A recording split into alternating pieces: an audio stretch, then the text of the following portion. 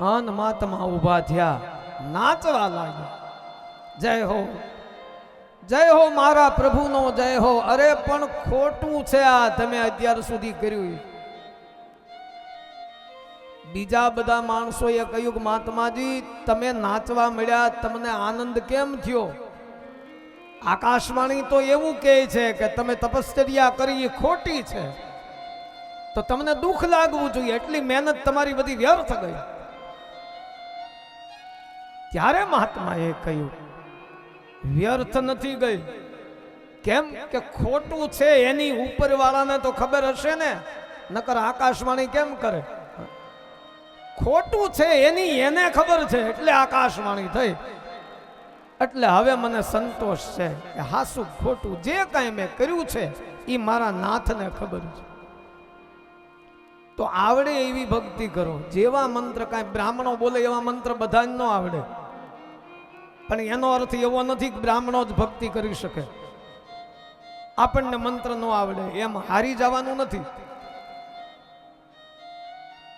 જો બાલક કહયહ તોતરી બાતા, રામચરિત માનસ એવું કે નાનું બાળક હોય ને એ કાલી ગેલી ભાષા બોલે જ્યારે બોલતા શીખતું હોય ત્યારે, પણ એની માતાને ને એના પિતાને એ બહુ ગમે. બીજાને ગમે કે ન ગમે, આપણું બાળક બોલતું હોય, બોલતા શીખ્યું હોય, એ કાલી ગેલી ભાષા બોલે, તોતળું બોલે, બધું બોલે, બીજાને પાડોશી નો એ ગમે, પણ એના મા બાપ ને એ ગમતું હોય કે મારું બાળક બોલે એ બહુ સરસ બોલે, અને એ વારે વારે એને બોલાવે. શું કામ? એને ગમે છે. એમ આપણે બાળક બનીને જ્યારે ભગવાનની આગળ જતા હોઈએ ત્યારે ગમે એવી ભાષા આપણી હોય, ભગવાન ભાષાને કે પાંડિત્યને સ્વીકારતો નથી, તમારા પ્રેમને સ્વીકારે છે. તમારા હૃદયમાં પ્રેમ કેટલો એને ભગવાન સ્વીકારે.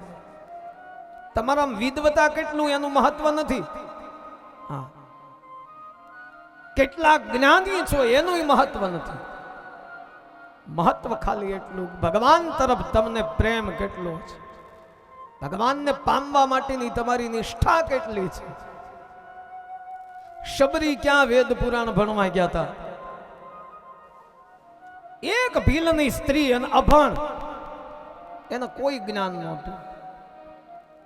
એટલે જ એને ભગવાન રામને કહ્યું કે અધમ તે અધમ અધમ ઇતિ નારી. એક તો હું અધમ છું, અધમ જાતમાં જન્મ લીધો છે, અને અધમ નારી છું. પણ પ્રભુ તમને પામવા માટે મેં જીવન વ્યતીત કરી નાખ્યું. 14 વર્ષની શબરી 80 વર્ષના થયા ત્યાં ભગવાન રામ મળ્યા. આટલા વર્ષની યાત્રા એને કરી. આમાં તો યાત્રા કરવી પડે, તરત ન મળી જાય. હા, અને તરત મળે. આપણી તાકાત હોય તો ધ્રુવે 6 મહિનામાં બધું કરી લીધું, પણ મળે છે ભગવાન. તમે પ્રયત્ન કરો, પ્રયત્ન ચાલુ રાખો. શ્રાવણ મહિનો હોય ને ભગવાન શિવના આપણે એટલું બધું અર્પણ કરીએ કે શિવે સહન ન કરી શકે, એટલું બધું એ કર્યા. અને પછી પાછો ભાદરવો બેઠો એટલે ભગવાન શંકર એના ઠેકાણે ને આપણે ઠેકાણે. એનાથી ભગવાન ન મળે. યાત્રા ચાલુ રાખવી પડે. ઓણનો અધિક માસ તમે જોવો તો આમ ભક્તિ એટલી બધી હતી આ માતાઓમાં, એની કોઈ સીમા નહીં. અને બ્રાહ્મણોને ખૂબ આપ્યું છે. દરેક ગામના બ્રાહ્મણોને પૂછો, અધિક માસમાં બ્રાહ્મણો બહુ રાજી થયા. એટલું બધું તમે બધાએ આપ્યું છે. કોઈ ગામના બ્રાહ્મણે એવું નથી કહ્યું અમારે અધિક માસ હરખો નહોતો. એટલું બધું તો દાન કર્યું છે, એટલી ભક્તિ કરી છે. પણ ક્યાં સુધી? અધિક માસ હતો ત્યાં સુધી. પછી હવે પુરુષોત્તમ ભગવાન ક્યાં હશે છે કોઈને ખબર? એ તો એ કે હવે વૃંદાવનમાં વૈયા ગયા હોય, હવે અહીં નો.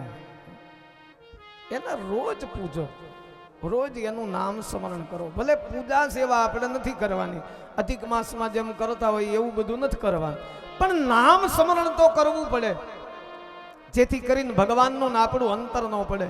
અરે કોઈ સગા સાથે તમે 2 વર્ષ વ્યવહાર ન રાખો તો એ તમારે ઘરે આવતા બંધ થઈ જાય.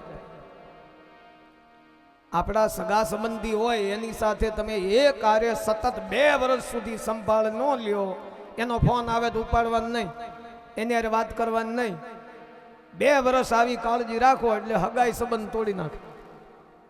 તો આ તો ભગવાન છે. 3 વર્ષ સુધી પડ્યું રહે આ બધું. હા, અધિક મહિનો 3 વર્ષે આવે ને, તો ભગવાન સાથે નાતો રાખવો પડે. આ કથા તો આજ પૂરી થાય બપોરે, તો એનો અર્થ એવો નથી કે ભક્તિ આપણી પૂરી થઈ ગઈ. એ તો ચાલુ રહેવી જ જોઈએ. અને બીજું કે આપ જે કથા મંડપની અંદર જે 7 દિવસથી આવો છો એ બધા જ સદગુણ સંપન્ન ભગવાનના પ્રેમી છો એની ખાતરી મને છે. કેમ કે એ જ આટલો સમય મારી સામે આપી શકશે કે જેને ભગવાનમાં પ્રેમ છે, જેને કથામાં પ્રેમ છે, જેને ભગવાનનું શરણ ગમે છે, એ જ જીવ આનો લાભ લઈ શકે. એટલે પછી વ્યવહારિક રીતે આપણે આવતા હોય એક વાત જુદી, પણ તમે કથા સુધી તો આવ્યા છો તો નિષ્ઠાથી કથા સાંભળો છો તો ભગવાન દૂર નહીં રહે. અહીંયા ભગવાન ત્યાર પછી ભગવાન સુખદેવજીએ કહ્યું કે નમસ્તે દેવ દેવેશમ શંખ ચક્ર ગદાધર. એક ભૌમાસુર નામનો અસુર જેને અનેક સ્ત્રીઓને કેદમાં પૂરી. અષ્ટભટ્રાણી તો ભગવાનના થયા, પણ હવે 16,100 બીજા ઈ લગ્ન આપણે કરવા પડે ને. ભગવાનને 16,108 રાણી હતા. તો ભૌમાસુરની કેદની અંદર અનેક સ્ત્રીઓ છે, જે 16,100 સ્ત્રી ભૌમાસુર નામના રાક્ષસના કેદમાં છે. નારદ મુનિ આવ્યા અને ભગવાન કૃષ્ણને કહ્યું કે ઇન્દ્ર મહારાજ પ્રયત્ન કરે છે, પણ ઇન્દ્ર મહારાજ થી ભૌમાસુર પરાજિત થતો નથી. એની કેદની અંદર આટલી બધી સ્ત્રીઓ છે, અનેક રાજાઓ પણ કેદની અંદર છે. માટે હે પ્રભુ આપ એને છોડાવો. ત્યારે એને એમ કહ્યું કે ભૌમાસુરનો અભેદ કિલ્લો જેને તોડી શકાય એમ નથી કોઈનાથી.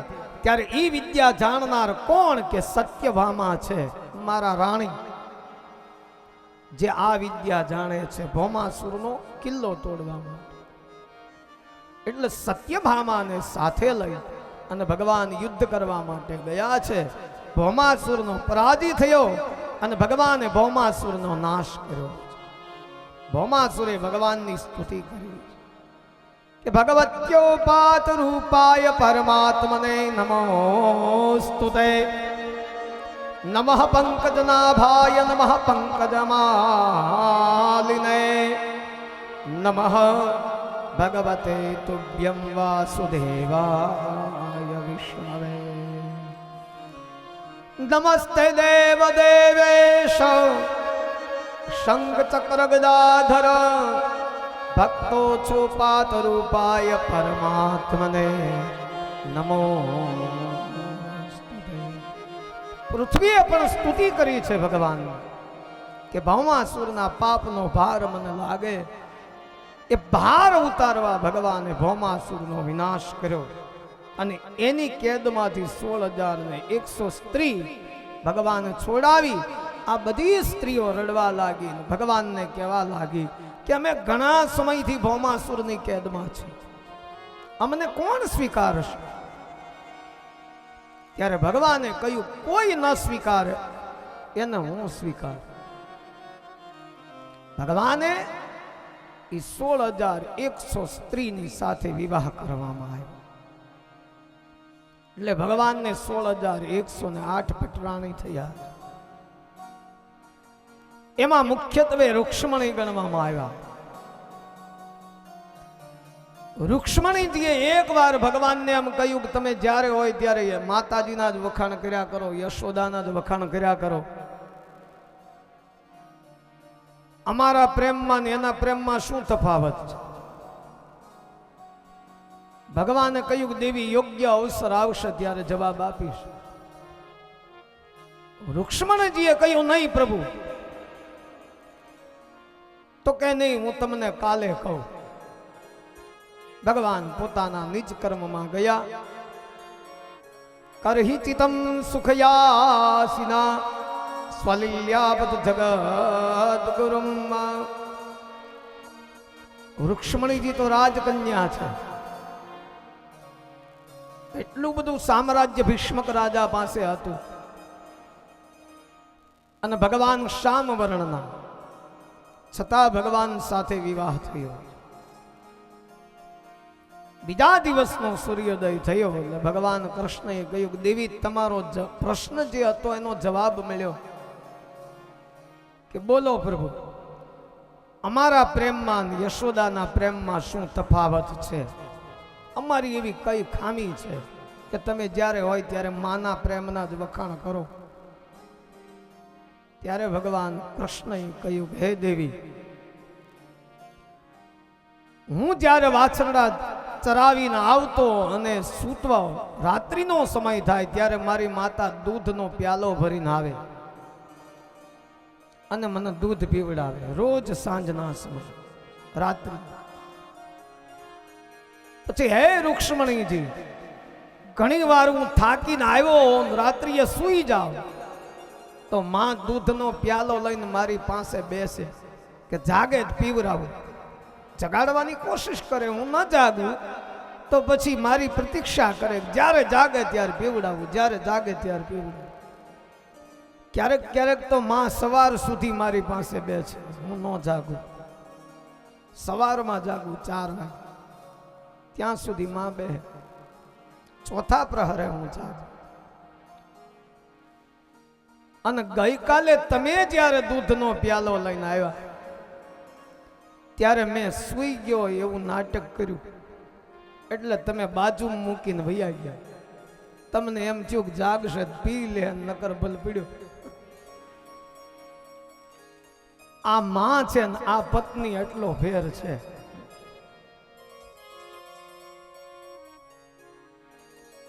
ભગવાન કૃષ્ણએ જ્યારે કહ્યું, રુક્ષ્મણીજી સમજી ગયા કે હા પ્રભુ, તો અમને ક્ષમા કરો, એ અમારી ભૂલ છે. સુંદર મજાની દિવ્ય લીલા ભગવાન કૃષ્ણ દ્વારા કરે છે. 8 રાણીઓને 10 સંતાનોનો ઉલ્લેખ શ્રીમદ ભાગવતની અંદર કરવામાં આવ્યો છે. અને ત્યાર પછી ભોજ કટકપુર નામના રાજ્યમાં ભગવાન કૃષ્ણના પુત્ર અનિરુદ્ધની જાન લઈને જાય છે અને રોચના સાથેનો વિવાહ થાય. એ સમયે રૂકમા અને બલરામજી ચોપાટની રમત રમતા હતા. એમાં એને સોગઠી જ્યારે બલરામની મારવાની આવી ત્યારે રૂકમા એવું બોલ્યો કે આ વનેચર ગોવાળિયાની ચોગઠી મારું ને કોગદી ગઈ એને મારે મારવું છે. આમ કહીને જ્યારે એને મારી, બલરામજી એકદમ આવેશમાં આવ્યા અને રૂકમનો વધ કરી નાખ્યો, રૂકમને મારી નાખ્યો. પછી તો ત્યાં ઘણી અશાંતિ ઊભી થઈ, પણ પછી ભગવાને બધું શાંત કરી અને વિવાહ સંપન્ન કર્યો. ભગવાનને બલરામજીએ કહ્યું કે મેં રૂકમને મારી નાખ્યો. હવે ભગવાનથી એમ ન કહેવાય સારું થયું, પૃથ્વીનો ભાર ઉતર્યો, કેમ કે રુક્ષ્મણીના ભાઈ હતા. અને બલરામને એમ ન કહેવાય કે તમે આ શા માટે માર્યો, તો બલરામજી ક્રોધ કરે. ભગવાને બધું શાંત પાડ્યું. અનિરુદ્ધના બીજા લગ્ન એક થયા હતા, જે ઓખાની સાથે, જેમાં ભગવાન કૃષ્ણ અને શિવનું યુદ્ધ કહેવામાં આવ્યું. સુખદેવજી કહ્યું, હે રાજન, શિવ અને શામળીઓ બંને યુદ્ધ કર્યું હતું. એક વાર શોણિતપુર નામે નગરી હતી, અહીંયાથી ઓખારણની કથા બતાવવામાં આવી કે બાણાસુર નામનો રાજા, એને એક કન્યા,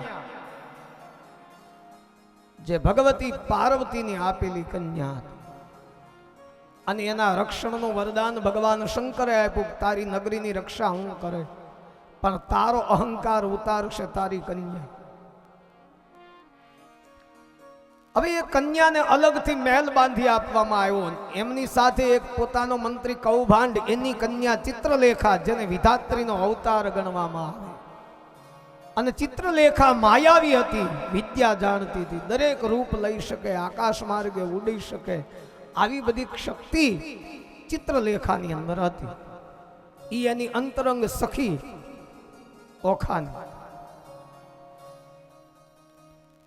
બંને વચ્ચે એક અલગ મહેલ બાંધી આપવામાં આવ્યો. હવે એમાં મહેલમાં રાત્રિએ સુતા હતા અને ઓખાને સપનું આવ્યું. સ્વપ્નમાં અનિરુદ્ધ સાથે એનો વિવાહ થયો. આવું બધું સ્વપ્ન એને જોયું. સવારનો સૂર્યોદય થયો એટલે એને ચિત્રલેખાને કહ્યું કે હે સખી, મને સ્વપ્નમાં જે રાજકુમાર પરણી ગયો એનું ચિત્ર દોરી આપ. ઈ કોણ છે એને આપણે શોધવાનો અને ઈ રાજકુમાર મને મેળવી આપ. ચિત્રલેખાએ ઘણા રાજાના રાજકુમારો ચિત્ર બનાવ્યા. એને ઘણા રાજાઓ એના ચિત્ર બનાવ્યા. ઓખાએ ક્યાંય હા ન પડે. એમાં ભગવાન સોનાની દ્વારકાનું ચિત્ર બનાવ્યું ને એમાં કૃષ્ણનું ચિત્ર બનાવ્યું. ઓખાને કહ્યું આ છે કે આ નથી, પણ આને મળતું આવે. અને પછી અનિરુદ્ધનું ચિત્ર બનાવ્યું કે હા, આ મને સ્વપ્નમાં વરી ગયો છે, સ્વપ્નમાં મને પરણ્યો. ત્યારે ચિત્રલેખાએ કહ્યું કે તો પછી આ વિવાહ ક્યારેય શક્ય ન બને. તારા પિતાને દ્વારકાને વર્ષોથી વહેરાયેલું આવે એટલે આ રાજકુમાર તને ક્યારેય ન પરણે. સ્વપ્નમાં પરણ્યો બરાબર છે કે નહીં, કોઈ પણ રીતે એને મને મેળવી દે. તું તો માયાવી છે, માયાવી વિદ્યા જાણે. ચિત્રલેખાએ સખીનું કામ કરવા માટે, પરોપકારનું કાર્ય કરવા માટે આકાશ માર્ગે ગઈ. પણ ચિત્રલેખા મનમાં વિચારે કે દ્વારકા નગરીની રક્ષા કરે સુદર્શન ચક્ર, કે જેને દ્વારકામાં કોઈને પ્રવેશવા ન દે. જે જાય એનું મસ્તક કાપી નાખે. એટલે ચિત્રલેખાએ વિચાર કર્યો કે આ સુદર્શન ચક્રનું શું કરું. એમાં રસ્તામાં નારદ મુનિ મળ્યા. રાત્રિનો સમય છે, આકાશ માર્ગે એક સ્ત્રીને જાતી જોઈ અને નારદ મુનિએ અટકાવી. ક્યાં જાશ? કે હું તો ચિત્રલેખા. કઈ બાજુ? કે ચોરી કરવા. નારદ મુનિએ કહ્યું તમે ચોરી કરો કે પરોપકારનું કામ છે મુનિરાજ, પણ તમારી મદદની જરૂર છે. નારદ મુનિએ કહ્યું મારી મદદ? કે હા, તમારી મદદની જરૂર છે.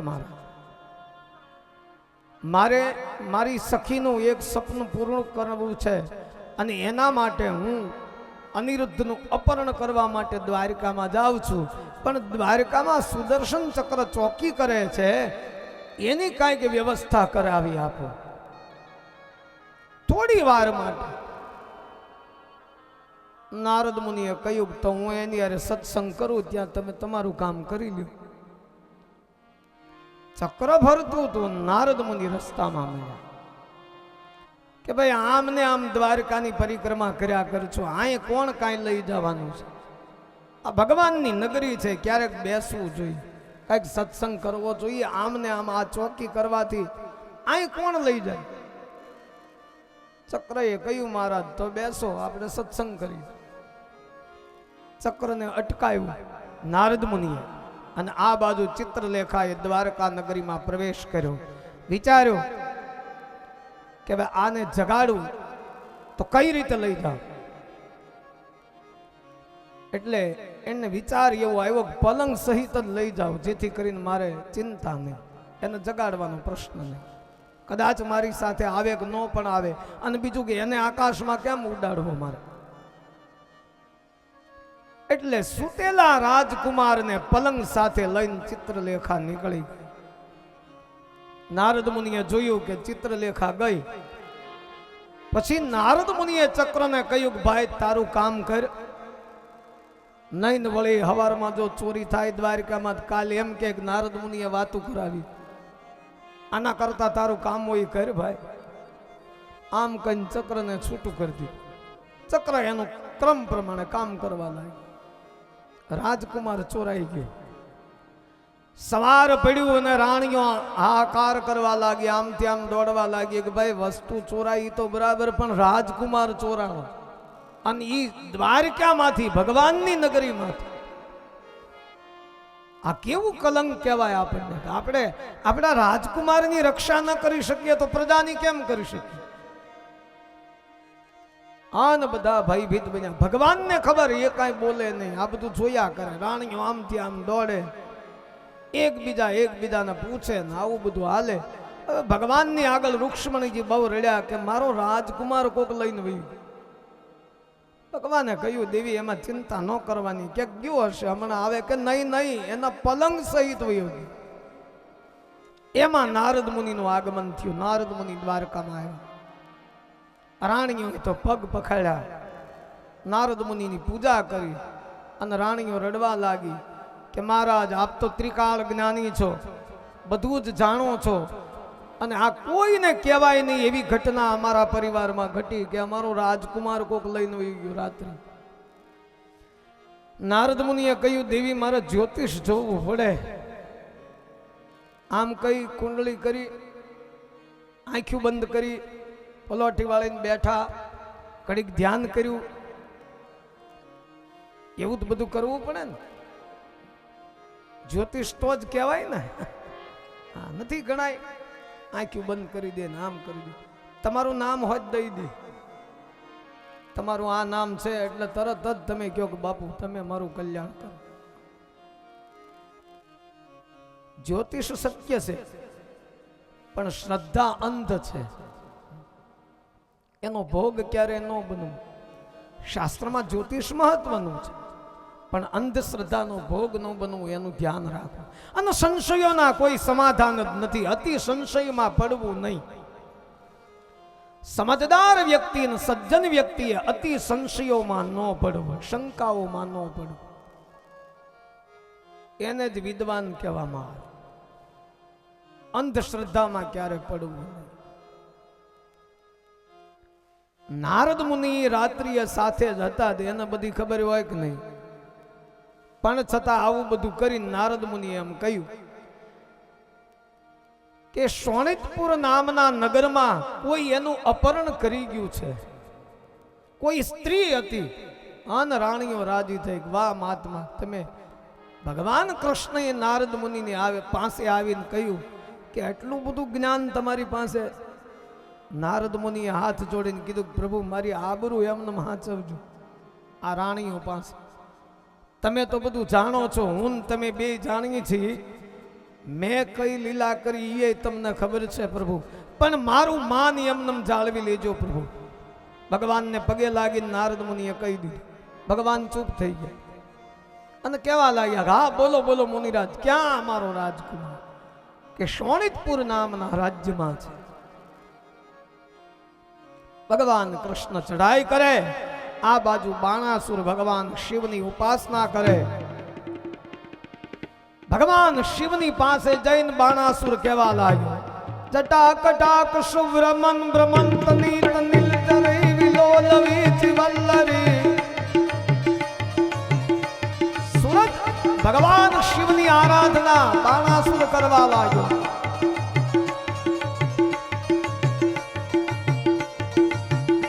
શિવનું તાંડવ, ભગવાન શંકરનું તાંડવ રાવણ બોલતો. જટાકટાક શુભ્રમન ભ્રમંત નીત નીલચરી વિલોલવી ચિવલ્લરી વિરાજમાન મૂર્ધની. સુંદર મજાનું શિવનું આરાધન કર્યું ને ભગવાન શિવ પ્રગટ્યા, માગ મારા નગરીની રક્ષા તમે કરો પ્રભુ. આજ કૃષ્ણ મારી ઉપર ચડાઈ કરે. અને એ સમયે ભગવાન ત્રિશૂળ લઈને આવ્યા. મહાદેવ શૈલ શૃંગ સમ વિશાલ ચંદ્રભાલ ગંગી તરંગ બાલ વિમલ નીર ગાજે. એ લોચન છે લાલ લાલ ચંદન કે ઘોર બાદ શંકર મહારાજ યાદ તાંડવ નાચે. ભગવાન શિવ ત્રિશૂળ લઈને આવ્યા.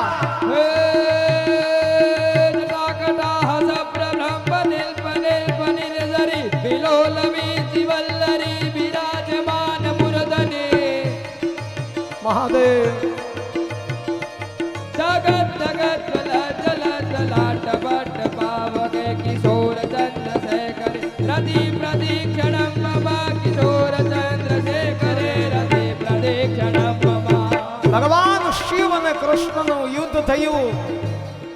તમામ દેવતાઓ ભયભીત બન્યા. ભગવાન બ્રહ્માજી આવ્યા. બ્રહ્માજી આવીને બંનેને સમજાવ્યા, આપ હરિન હર એક છો મહારાજ. આપની વચ્ચે યુદ્ધ શોભે નહીં. આની કરતા એક માર્ગ કાઢો. બાણાસુરને સમજાવો, એની કન્યા અનિરુદ્ધને આપે. ભગવાન શિવના કહેવાથી બાણાસુરે પોતાની કન્યા અનિરુદ્ધને પરણાવ્યા. ઓખાન અનિરુદ્ધનો વિવાહ થયો. સુંદર દિવ્ય લીલા ભગવાન નારાયણની કહેવામાં આવી. હે રાજન, જાંબુવતીનો પુત્ર શામ, સારંગ, ગદ આ બધા યાદવોના યુવાનો ભગવાનના વંશજો, એમના પુત્રો એકવાર ફરતા ફરતા જંગલની અંદર ગયા. એક કૂવો જોયો. તરસ લાગી, પાણી પીવા માટે ગયા. તો કૂવાની અંદર એક વિશાળ દેહ કાચીડો પડ્યો હતો. આવો ક્યાંય જોયો નહીં. એટલે ભગવાન કૃષ્ણને આવીને કહ્યું કે પ્રભુ, આવડો મોટો કાચીડો અમે ક્યારેય જોયો નથી. એ કૂવાની અંદર પડ્યો છે, એને આપણે બહાર કાઢીએ. ભગવાન કૃષ્ણ અને બધા મળી, યાદવો મળી અને કાચીડાને બહાર કાઢ્યો. એને દિવ્ય રૂપ લીધું અને ભગવાનની સુંદર સ્તુતિ કરી કે પ્રભુ, પૂર્વે હું નૃગ નામનો રાજા હતો. ભગવાન કૃષ્ણએ આ લીલા એટલા માટે કરી, યાદવોને સાવધાન કરવા માટે, એના કુળના યુવાનો એને સાવધાન કરવા માટે ભગવાને આ લીલા કરી. આને બતાવ્યું. નૃગ નામનો રાજા હતો. ભગવાન કૃષ્ણએ કહ્યું કે સાંભળો હવે આની વાત. યાદવોને કહ્યું કે આપ નૃગ રાજા હતા તો કાચીડો કેમ બન્યા? કે પ્રભુ, મારો એક નિયમ હતો. રોજ સવારમાં ઉઠી અને એક શણગારેલી ગાયનું દાન રોજ હું બ્રાહ્મણને આપતો. રોજનો મારો ક્રમ હતો કે સવારમાં ઉઠું, મારી સ્નાન સંધ્યા પૂજા પરિપૂર્ણ કરું, પછી એક બ્રાહ્મણને નગરમાંથી બોલાવું, એને મારી ગૌશાળામાં લઈ જાઓ. હજારો ગાયો હોય, એમાંથી એને એમ કહું કે આપ પસંદ કરો કઈ ગાયનું દાન તમારે જોઈએ. ઈ જે હાથ મૂકે ઈ ગાયનું દાન સોના રૂપાથી શણગારી અને બ્રાહ્મણને હું આપું. આવો મારો રોજનો ક્રમ હતો.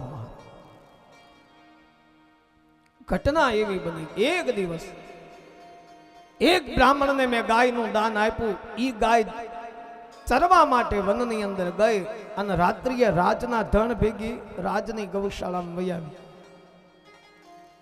જેની ખબર મને નહોતી ને બ્રાહ્મણને નહોતી.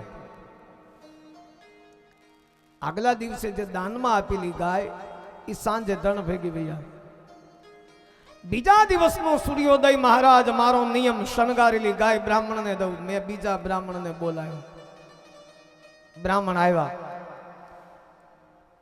એને મેં ગૌશાળામાં લઈ ગયો કે આમાંથી ગાયને પસંદ કરો. ત્યારે આગલા દિવસે દાનમાં દીધેલી જે ગાય હતી ને રાજના ધણ ભેગી રાત્રિએ પાછી વહી આવી. ઈ જ ગાય ઉપર આ બ્રાહ્મણે હાથ મૂક્યો કે આ ગાય મારે જોઈ. સોના રૂપાથી શણગારીને ઈ ગાય બ્રાહ્મણને દાનમાં આપી. સંકલ્પ મેં કર્યો અને જળ જ્યાં નીચે પધરાવ્યું ત્યાં જે બ્રાહ્મણને મેં અગાઉ દાનમાં આપી હતી ઈ બ્રાહ્મણ આવ્યા. એને આવીને કહ્યું કે આ ગાય તો રાજા કાલ તમે મને દીધી. કે તો મારી ભૂલ થઈ, મને ખબર નહીં આટલી બધી ગાયો રોજ મારી પાસે હોય. તો આ જે આજના બ્રાહ્મણ હતા એને એમ કહ્યું કે ભાઈ આ ગાય કાલને દીધેલી છે એટલે એને આપી દો, તમે બીજી લઈ લ્યો. કે નહીં મહારાજ, સંકલ્પ થઈ ગયો, હું બીજી ગાય ન લઉં. ઓલા બ્રાહ્મણને કહ્યું તો તમે બીજી ગાય લઈ લો. કે નહીં મહારાજ, મને તમે કાલ આપી, આને તમે આજ આપી, હું ન લઉં બીજી. રાજાએ વિચાર કર્યો તો કરવું શું? બ્રાહ્મણો સામ સામા ઝઘડ્યા. રાજાને કહ્યું તું ન્યાય કર, આ ગાય મારી છે કે આની છે? ક્યાં બ્રાહ્મણની આ ગાય છે? કેમ કે રાજા તું છો. ગમે એવી સમસ્યા પ્રજાની હોય, ન્યાય માટે તમારી પાસે આવે અને પ્રજાનો ન્યાય કરી શકે એ જ રાજાને યોગ્ય ગણાય. બાકી રાજાને યોગ્ય તું ન કહેવા. ન્યાય કર, આ ગાય કોની, મારી કે એની? રાજા આમથી આમ જોયા કર્યો, બ્રાહ્મણો ઝઘડ્યા કર્યો. રાજા ન્યાય ન કરી શક્યો. બે બ્રાહ્મણોએ શ્રાપ આપ્યો કે અમારો ન્યાય તે ન કર્યો, કાચીડો બની જા. આમથી આમ જોયા હું કરશું? રાજા એ તો વિષ્ણુનો અંશ છે અને તું ન્યાય ન કરી શક્યો રાજા. બ્રાહ્મણોએ શ્રાપ આપ્યો, પછી હું કાચીડો બન્યો મહારાજ. નૃગ રાજા કહેવા લાગ્યો. પછી મેં બ્રાહ્મણોના પગ પકડ્યા કે હવે મને ક્ષમા કરો, હું ન્યાય નથી કરી શક્યો, પણ હવે મને કાંઈક આશીર્વાદ આપો. ત્યારે કહ્યું, ત્રેતા યુગમાં જ્યારે કૃષ્ણ જન્મ લે અને કૃષ્ણના હાથનો સ્પર્શ થાય એટલે તારો ઉદ્ધાર થાય. આજ પ્રભુ હું આ કાચીડા દેહમાંથી મુક્ત થયો, મારો ઉદ્ધાર થયો છે. એટલે ભગવાન કૃષ્ણએ યાદવોને ચેતવા કે આ રાજા આટલું દાન કરવા છતાં પણ જો કાચીડો બનતો હોય તો તમે કોઈ બ્રાહ્મણનો દ્રોહ ન કરતા. એવું એને ભગવાને ચેતવણી આપી. કેમ કે ભગવાનને ખબર છે કે મારો પરિવાર આ દ્રોહ કરશે, જેનાથી શ્રાપ મળશે અને મારા કુળનો વિનાશ થશે. એની એને ખબર છે, એટલે એને સાવધાન કર્યા. નૃગ રાજા ભગવાનની સુંદર મજાની સ્તુતિ કરી અને નિજ લોકની અંદર ગયા છે. ત્યાર પછી ભગવાને કોંડ્રક નામનો એક કૃષ્ણ એનો ઉદ્ધાર કર્યો. દ્વિવિધ વાનરનો પણ ભગવાને ઉદ્ધાર કર્યો છે. પછી ભગવાન શ્રી કૃષ્ણ એક વખત દિનચર્યા કરવા માટે સુધર્વ સભામાં બિરાજમાન હતા. એ સમયે નારદ મુનિ ભગવાનની પાસે આવ્યા. નારદ મુનિએ ભગવાનને કહ્યું, પ્રભુ આપ અવતાર કાર્ય કરવા માટે આવ્યા છો મહારાજ, પણ હજી ઘણું કામ બાકી છે પ્રભુ. જરાસંઘ જીવે છે, દંતવક્ર જીવે છે, શિશુપાલ જીવે છે. ભગવાને કહ્યું બધું થઈ રહેશે, સમય આવે, મારું અવતાર કાર્ય પૂર્ણ થાય. આપે મને યાદ અપાયું એ બરાબર, પણ એ બધું થઈ રહેશે મહારાજ. ત્યાં પાંડવોના દૂત આવ્યા કે યુધિષ્ઠિર મહારાજને રાજસૂય યજ્ઞ કરવો છે. બધા જ રાજાઓ જીતાઈ જાય, કોઈ મિત્ર થઈ જાય છે, પણ એક જરાસંઘને કેમ જીતવું? જરાસંઘ જીતાય એમ નથી. ભગવાન કૃષ્ણ હસ્તિનાપુરમાં આવ્યા. ધર્મરાજ યુધિષ્ઠિરને કહ્યું કે જરાસંઘને બળથી નહીં કળથી જીતવો પડે. એની સાથે યુદ્ધ કરે મેળ ન આવે, અને યુદ્ધ કરવું પણ કઈ રીતે કરવું? એની કરતા એની સાથે છળ કપટથી કામ લેવું પડે. એ શું કરવું પ્રભુ? કે મેં એમ સાંભળ્યું છે કે જરાસંઘ રોજ ઉઠી અને મંદિરે જઈને બ્રાહ્મણોને દાન આપે છે, અને એવી રીતે આપે છે કે બ્રાહ્મણોને પહેલા પૂછે માગો તમારે શું જોઈએ, જે માગે ને એ બ્રાહ્મણને આપે. ભગવાને કહ્યું કે હું અર્જુન અને ભીમ અમે ત્રણેય બ્રાહ્મણો બનીને બ્રાહ્મણોની લાઈનમાં ઉભા રહી જાય, અને પછી માગવાનું કહે ત્યારે યુદ્ધની માંગણી કરી. અને યુદ્ધ કરે કોણ? અર્જુન કે આપણું તો કામ નહીં. ભગવાન કૃષ્ણએ કહ્યું હું નથી કરતો, યુદ્ધ તો ભીમ કરે. ભીમને કહ્યું, ભીમે કહ્યું કે હું જરાસંઘ સાથે યુદ્ધ કરવા તૈયાર છું. મારે નકલી બ્રાહ્મણો બન્યા ત્રણેય, કૃષ્ણ, અર્જુન અને ભીમ. ભગવાન કૃષ્ણ ઉપર 18 વખત ચડાઈ કરી હતી જરાસંઘે. 18 વખત એને જીવિત છોડી દીધું. શા માટે? કે જ્યારે પરાજિત થઈને જાય ને પાછો બીજા રાક્ષસોને લઈને આવે એટલે ભગવાન કે આપણે ક્યાંય ગોતવા નહીં, એની મેળાએ લેતો આવે આપણે મારી, પાછો લેતો આવે આપણે મારી, એટલે એને જીવતો છોડી. ત્રણેય બ્રાહ્મણનો વેશ લઈને જરાસંઘ જ્યાં મંદિરે દાન કરતો બ્રાહ્મણોને પૂછતો ત્યાં લાયનમાં ઊભા રહી ગયા. સંપૂર્ણ બ્રાહ્મણ બની જરાસંઘ દાન દેતો દેતો આવ્યો અને કૃષ્ણની પાસે આવ્યો એટલે એક ક્ષણ માટે થંભી ગયો. અર્જુનની સામે જોયું, ભીમની સામે જોયું. પછી જરાસંઘે કહ્યું કે હે બ્રાહ્મણો, તમને ક્યાંક જોયા હોય એવું લાગે. ભગવાન કે જોયો જ હોય ને, 18 વખત મારી ઉપર યુદ્ધ કરવા આવ્યો. પણ મારે તો કાંઈ વાંધો નહીં, મેં તમને જોયેલા છે. માગો, તમને શું દઉં? અને બીજું, હે બ્રાહ્મણો, માગતા પહેલા એક વાતની ચોખવટ કરી દો. જરાસંઘે કહ્યું કે તમે ભલે બ્રાહ્મણનો વેશ ધારણ કર્યો પણ તમે બ્રાહ્મણ નથી. હા, એની મને ખબર છે, પણ બ્રાહ્મણના રૂપે આવ્યા એટલે આપવું એ મારું કર્તવ્ય છે. એટલે હું તમને કહું છું કે માગો, બાકી તમે બ્રાહ્મણ નથી એની મને ખબર છે. ભગવાને વિચાર્યું કે ઓળખી કેમ ગયો? આટલી બધી આપણે વ્યવસ્થા રાખી, આટલું બધું ધ્યાન રાખ્યું, તો આને કેમ ખબર કે આપણે બ્રાહ્મણ નથી? પણ કાંઈ વાંધો નહીં, વરદાન તો આપે છે ને, એટલે કયું માગો. બ્રાહ્મણનો વેશ લઈને આવ્યા છો તો માગો. ત્યારે ભગવાન કૃષ્ણએ કહ્યું કે અમે યુદ્ધ માગીએ છીએ. ખડખડાટ હસવા લાગ્યો જરાસંઘ કે આમાં તમારા બેમાંથી એકેય તો મારી સાથે યુદ્ધ કરી શકે એવો છે નહીં. અને યુદ્ધ તો વડોવડિયાની હારે હોય, આપ જેવાની હારે ન હોય. પણ એક આ બ્રાહ્મણ છે યુદ્ધ કરે એવો. એટલે ભીમે કહ્યું મનમાં કે મને એટલે જ લાવ્યા, તારા માટે જ લાવ્યા. પછી યુદ્ધનું વચન આપ્યું જરાસંઘે કે હું યુદ્ધ કરવા તૈયાર છું, પણ તમે કહી દો છો કોણ? હવે તમે કહી દો. વચન આપ્યું, વચન જરાસંઘ ન ચૂકે. હવે જે હોય એ કહી દો, તમે કોણ છો? ત્યારે ભગવાન કૃષ્ણએ કહ્યું કે હું દ્વારકાનો કૃષ્ણ વાસુદેવ. આ બે હસ્તિનાપુરના છે, આ અર્જુન છે ને આ ભીમ છે. પણ હવે હું તમને પૂછું કે અમે બ્રાહ્મણ આટલા વ્યવસ્થિત રીતે બન્યા હતા, પણ તમે ઓળખ્યા કેમ? તમને કેમ ખબર પડી કે અમે બ્રાહ્મણ નથી? અમે કોઈ ખામી રાખી નથી રૂપ લેવામાં. ત્યારે જરાસંઘે કહ્યું કે તમે યજ્ઞોપવિત ધારણ કરી, ત્રિપુંડ કર્યું, બધું કર્યું, બ્રાહ્મણનો વેશ લીધો, ધોતી પહેરી, ઉપવસ્ત્ર લગાવ્યા, માળાઓ પહેરી, પણ જે આજ જે તિલક જે કરવામાં આવે હાથ ઉપર ને આ ગળે કપાળે, ઈ તિલક છે.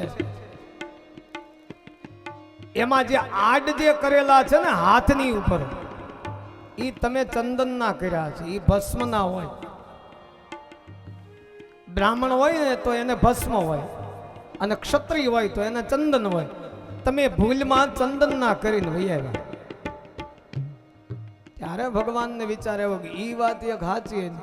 આ આપણને યાદ ન રહ્યું કે ભસ્મ બધે લગાડી, પણ એક આમાં બધે આપણે ચંદન લગાડ્યું. અને ખોટા બ્રાહ્મણ બને એને તો બીજી ખબર ન હોય કે બ્રાહ્મણમાં હું આવે.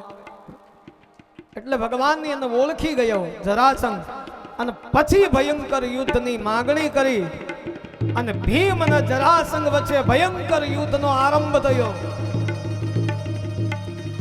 અનેક રીતના પ્રહાર જરાસંઘ ભીમની ઉપર કરે, ભીમસેન હામા પ્રહાર કરે.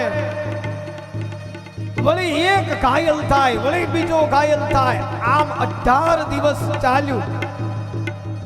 18 દિવસ સુધી યુદ્ધ ચાલ્યું. 18મા દિવસે ભીમ થાકી ગયો. એને કહ્યું મહારાજ જરાસંઘ નો જીતાય, મારામાં હવે તાકાત રહી નથી. ત્યારે ભગવાન કૃષ્ણએ કહ્યું કે જા, હવે નજર મારી હામી રાખજે, મને જોતો જાજે અને યુદ્ધ કરતો જાજે. હું જે ઈશારો કરું એ પ્રમાણે યુદ્ધ કરજે, કેમ કે તું જેટલી વાર મારીશ એટલી વાર એ મરશે નહીં. એને વરદાન છે, એને ચીરવો પડે. અને એક ભાગ એનો આ બાજુ ફેંકવો પડે ને એક ભાગ આ બાજુ ફેંકવો પડે. આમ જરાસંઘની સાથે છેલ્લું યુદ્ધ ભગવાન કૃષ્ણના કહેવાથી હાહાકાર થયો છે. આકાશમાં દેવતાઓ બધા જય જયકાર કરવા લાગ્યા ભગવાનનો. ભગવાન કૃષ્ણએ ભીમને ઈશારો કર્યો. ઈશારાની સાથે જ ભીમે જરાસંઘનો એક પગ દબાવ્યો અને એને ચીર્યો. એક ભાગ આ બાજુ ફેંક્યો ને એક ભાગ આ બાજુ ફેંક્યો. એનું તેજ અગ્નિનો તિખારો નીકળે એવું તેજ ભગવાનમાં સમાયું. દેવતાઓએ પુષ્પની વૃષ્ટિ કરીને જરાસંઘ મરાણો. બોલો શ્રી દ્વારિકાધીશ કી જય. જરાસંઘ મરાયો. પછી યજ્ઞનો આરંભ કર્યો.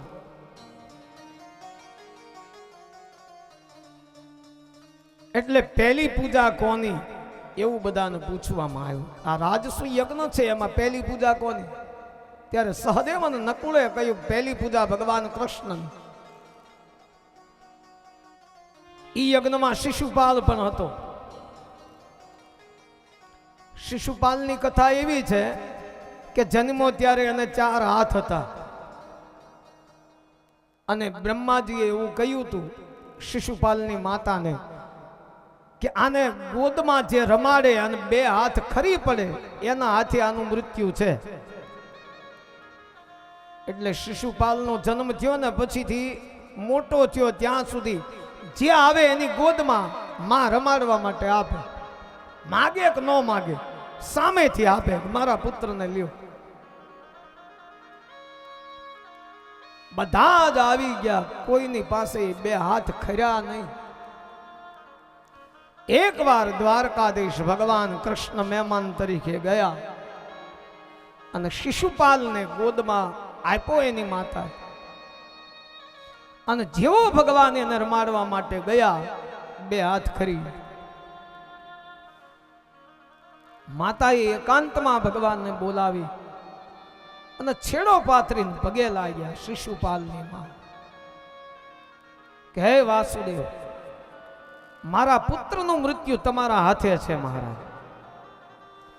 ભગવાને કહ્યું નહીં, હું તો તમારો સગો, આપણે બધા સ્નેહી છીએ અને શિશુપાલ મારો ભાઈ, એને હું મારું કે હા.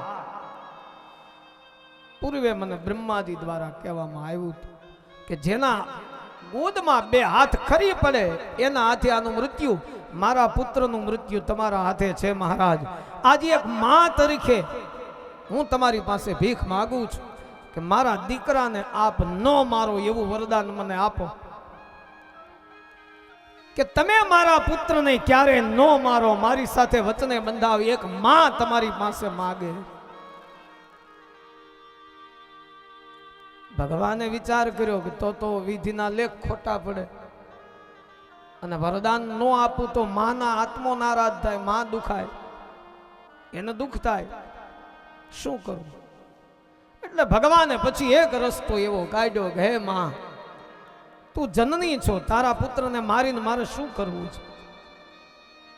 તારું દિલ દુભાય, તારું મન દુભાય એવું કોઈ કર્મ હું કરવા માંગતો નથી, પણ તારો પુત્ર 100 અપરાધ એવા કરે જે અક્ષમ્ય હોય, જેમાં મૃત્યુદંડ દેવો પડે એવા હોય, એવા 100 અપરાધ કરે ત્યાં સુધી હું એને માફ કરી દઉં, પણ 101 કરે એટલે હું એને મારી નાખું.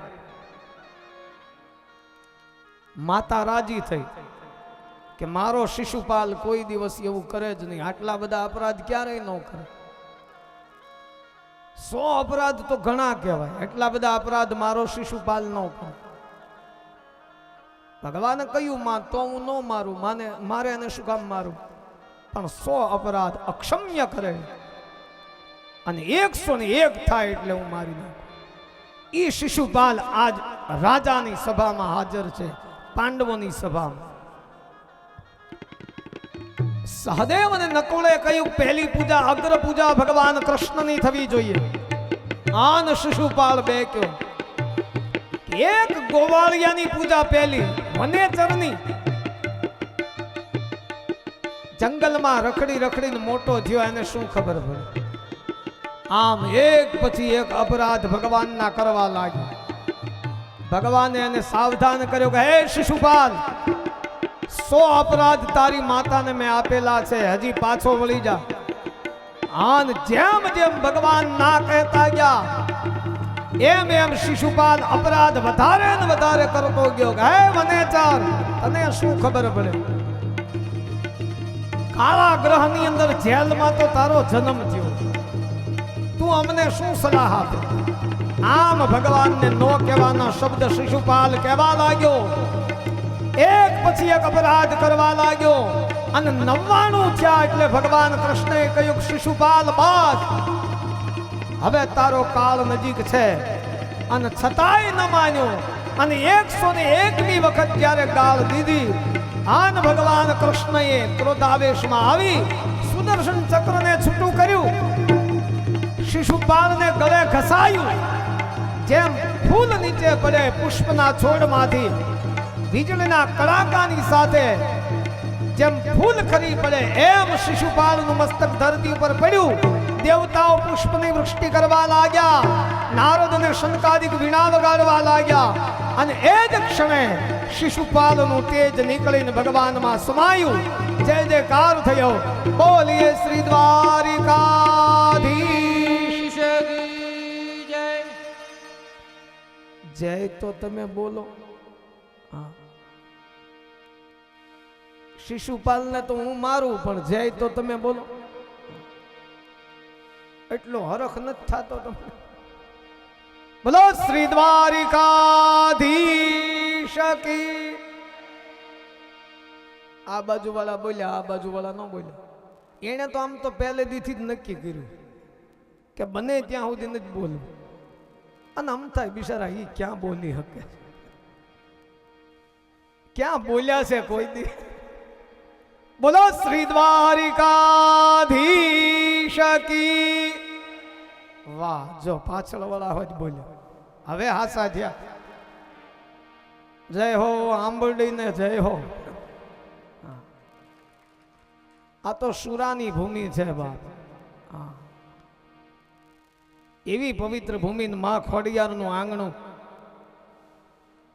અને માલાણી પરિવાર જેવો અનન્ય ભગવત પ્રેમી પરિવાર કે જે ભગવાન ઠાકોરજીની નજીક જેટલા નજીક રહે એટલો પ્રેમ ભગવાન ઉપર એને છે.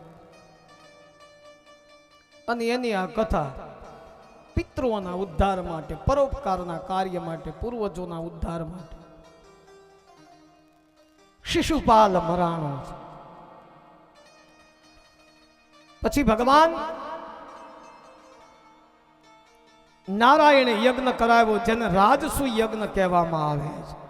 ત્વમ હિ ન પરમા ચક્ષુ સુહન મંત્ર તથાનમ બ્રહ્મષ્ટે બ્રાહ્મણા કાર્યમાં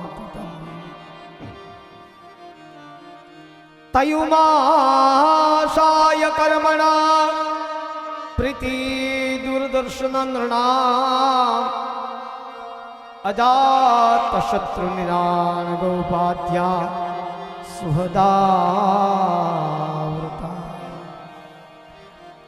ભગવાને શિશુપાલનો વધ કર્યો.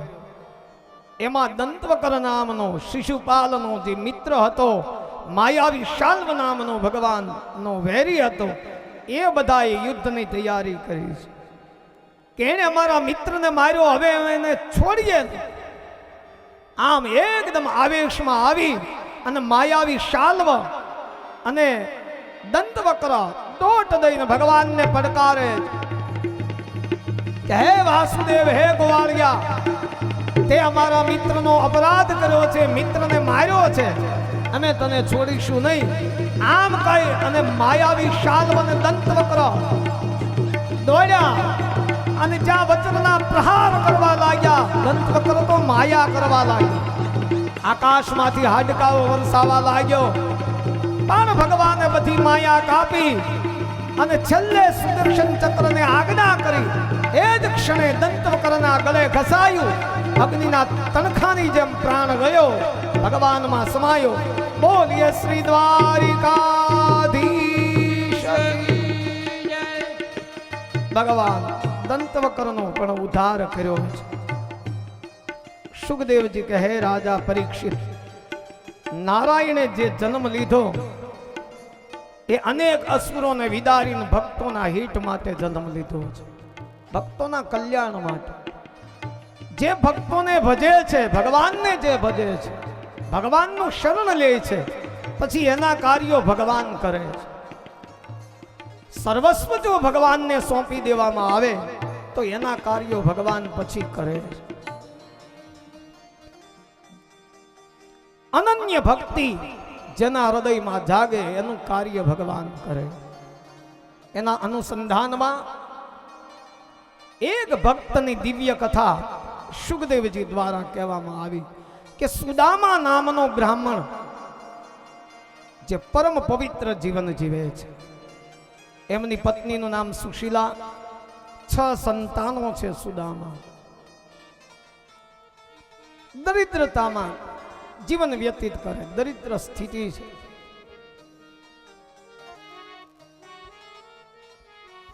દરિદ્રતામાં જીવન વિતાવે છે. ભગવાન સુખદેવજી કહે, હે રાજા પરીક્ષિત, યાચક ધર્મનું પાલન સુદામાજી કરે છે. યાચક ધર્મ એટલે કે 5 જ ઘરની ભિક્ષા માગવી, 6ઠા ઘરે જવું નહીં, જે મળે એમાં સંતોષ માનવો. યાચક ધર્મ એને કહેવામાં આવે કે 5 જ ઘરની ભિક્ષા, 6ઠા ઘરે જવું નહીં. એમાં સુદામાની પરિસ્થિતિ ગરીબ છે, દરિદ્ર છે, પરિવારનું પોષણ થતું નથી. એટલે એની પત્ની સુશીલા એવું બોલી કે તમે ઘણી વાર એમ કહો છો કે દ્વારકાનો નાથ મારો મિત્ર છે, દ્વારકા વાળો મારો મિત્ર છે, તો એકવાર ભગવાનને શરણે જાવ ને. સોનાની નગરીનો રાજા છે, આપ એમની પાસે જાઓ. ત્યારે સુદામાજીએ કહ્યું કે હું માગું નહીં. કહ્યું માગ્યા વિના કેમ ખબર પડે એને, માગ્યા વિના કે હું ન માગું. પત્નીને ના પાડી કે નહીં હું ન માગું. તું કહેતી હો તો એના દર્શન કરવા માટે જાવ. તે સારો રસ્તો બતાવ્યો મને કે ઘણા સમયથી હું કૃષ્ણનું ભજન કરું છું અને આજ જો મને દર્શન મળતું હોય તો મારે એનું દર્શન કરવું છે, પણ હું માગું નહીં. દર્શન કરીને પાછો ગયા. એમની પત્નીને વિચાર આવ્યો, ભલે માગે નહીં તો કાંઈ નહીં, પ્રભુ તો અંતર્યામી છે, નહીં જાણતો હોય બધું, આપશે, બીજું શું. પણ મારા પતિને હું મોકલું. આમ કઈ તાંદુલની એક પોટલી ચીથરાની અંદર બાંધીને આપી છે.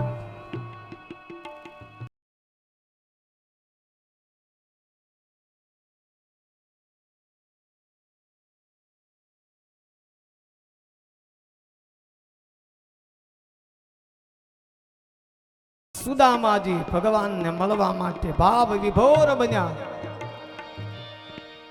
પત્ની ભાગોળ સુધી વળાવવા માટે ગઈ સુદામાને, અને દ્વારકાની અંદર સુદામા જાય છે, પણ હૃદયમાં હરખ ક્યાંય સમાતો નથી.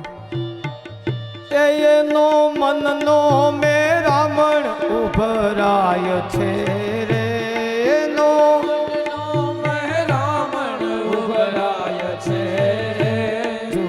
સુદામાજી દ્વારકામાં જાય છે. જુઓ સુદામાજી દ્વારકામાં જાય છે. એનો મનનો મહેરામણ છલકાય છે, એનો મનનો મહેરામણ છલકાય છે. જુઓ સુદામાજી દ્વારિકામાં જાય છે. હે જુઓ સુદામાજી દ્વારકામાં જાય છે.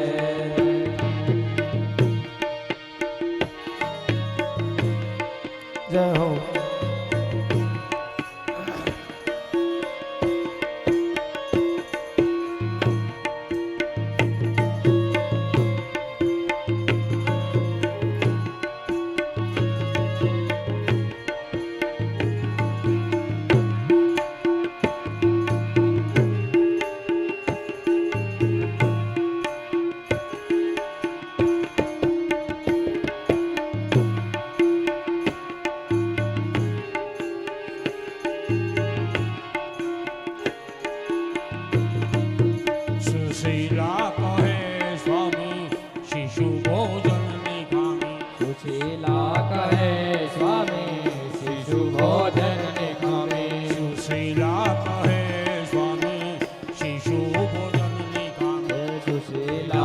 હે સ્વામી શિશુ ભોજન ને કામી હે તમારા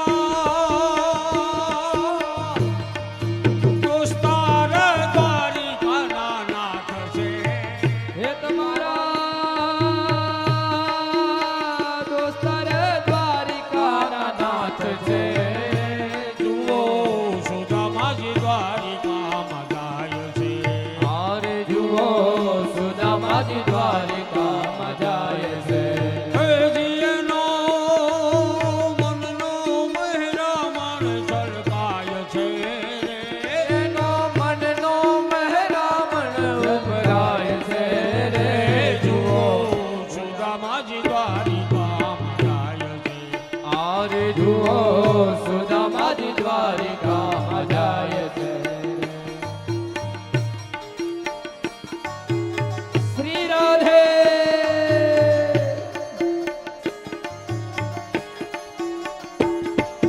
જય હો.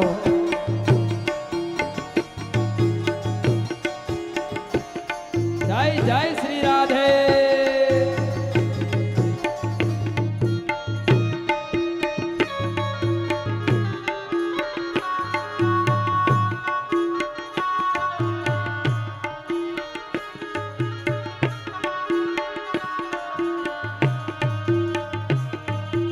ભવાની પોટલી દેશિકાય લટકી. ભવાની પોટલી દેશિકાય લટકી. મનમાં મોહનને મળવાની છટકી. મનમાં મોહનને મળવાની છટકી. હે જગો ભાવ વિભોર બની જાય છે. એ તો ભાવ વિભોર બની જાય છે હે રે. જુઓ સુદામાજી દ્વારિકામાં જાય છે. આરે જુઓ સુદામાજી દ્વારિકામાં જાય છે. હે જીએનો મનનો મહેરામણ છલકાય છે રે. એનો મનનો મહેરામણ ઝલકાય છે રે. હે જુઓ સુદામાજી દ્વારિકામાં જાય છે. આરે જુઓ સુદામાજી દ્વારિકામાં જાય છે. સુદામાજી દ્વારિકામાં જાય છે. આરે જુઓ સુદામાજી દ્વારિકામાં જાય છે.